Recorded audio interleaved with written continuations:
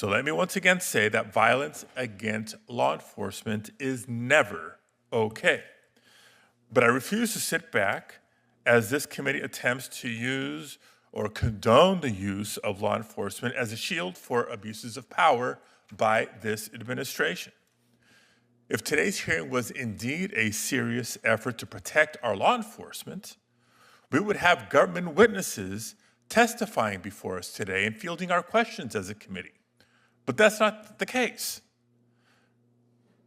If today's hearing was a serious effort, those government witnesses would be providing facts and data behind the numbers that the Department of Homeland Security so often cites to claim an increase in assaults on its officers and agents.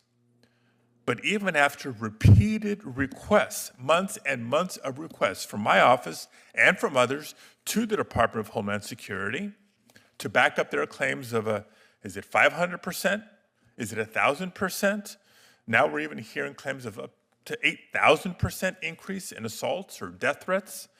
They've refused to provide them. Mr. Chairman, you're very well aware of this. You and I discussed this last week. And as far as I can tell, they've even refused your requests for data and statistics. Why am I insisting on this? Why am I making this point?